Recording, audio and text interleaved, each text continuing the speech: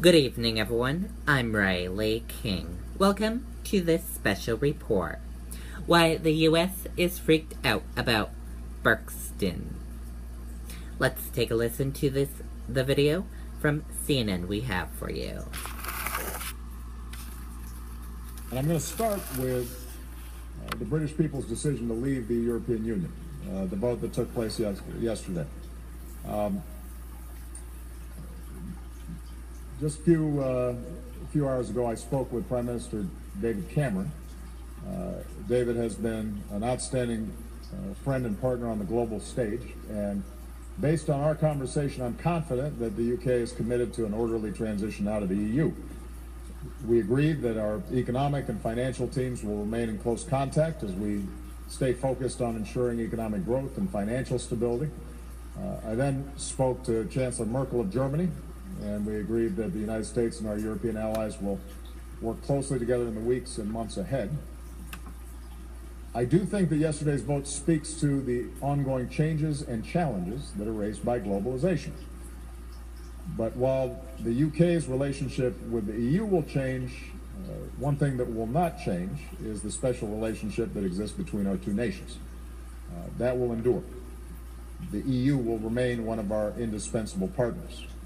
Our NATO alliance will remain a cornerstone of global security, and in a few weeks we'll be meeting in Warsaw for the NATO summit. And our shared values, including our commitment to democracy and pluralism and opportunity for all people in a globalized world, that will continue to unite all of us.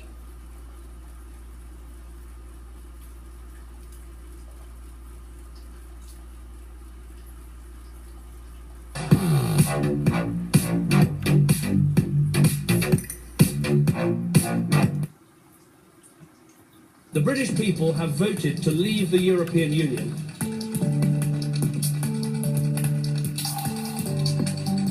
The British people have made a choice. That not only needs to be respected, but those on the losing side of the argument, myself included, should help to make it work. As a result of this, Britain will continue to be a great European power. Today is a cut for Europe. It is a cut as regards the European unity. I want to reassure everyone that we are prepared also for this negative scenario. This painful choice, which I deeply regret for the United Kingdom and for Europe, this choice is theirs and we must respect it. While the UK's relationship with the EU will change, one thing that will not change is the special relationship that exists between our two nations.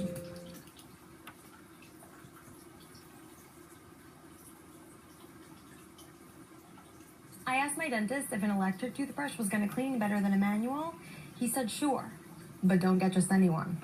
Get one inspired by dentists with a round brush head. Go pro with Oral-B.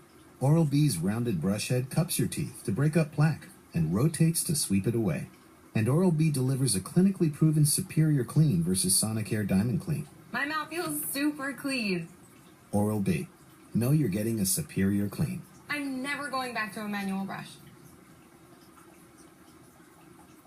I really do see a parallel between what's happening in the United States and what's happening here. People want to see borders. They don't necessarily want people pouring into their country that they don't know who they are and where they come from. They have no idea. And I think, it not only did it win, but it won by a much bigger margin than people thought it would happen. And how would your administration approach the Brexit? And again, the question of Scottish independence. You just have to embrace it. It's the will of the people. It's not a question of approaching it. It's the will of the people.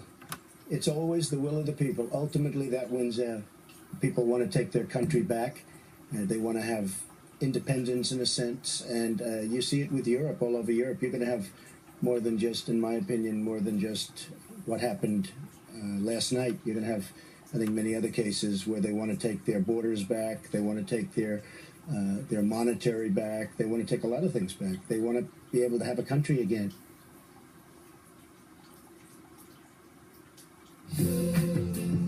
When you grow, create, and learn, our solutions help you make the most of your everyday life. That's why at BASF, we create chemistry. I was actually very surprised that President Obama would have come over here and he would have been so bold as to tell the people over here what to do. And I think that a lot of people don't like him, and a lot of people voted. I think if he had not said it, I think your result might have been different. But when he said it, people were not happy about it, and I thought it was totally inappropriate. And when I said what I said, I told people, I said, don't do what I'm saying necessarily, do whatever you think, but this was just my opinion. He came in and really tried to convince people to stay. And I thought it was inappropriate, and then she doubled down and she did the same thing. And obviously, for the 219th time, they were wrong. They're always wrong, and that's the problem with them.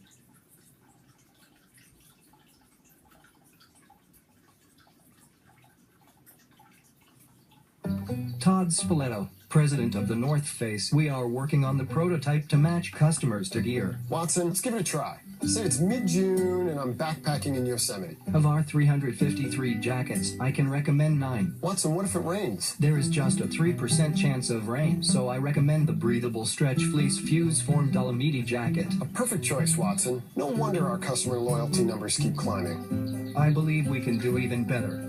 I like the way you think.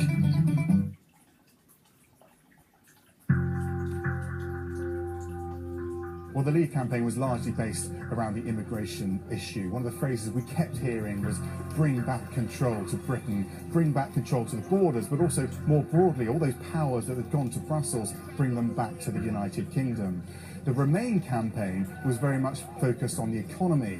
Britain should remain in the European Union because it was better for Britain's economy. And Britain was safer in the European Union as well. In the end, the Leavers won it.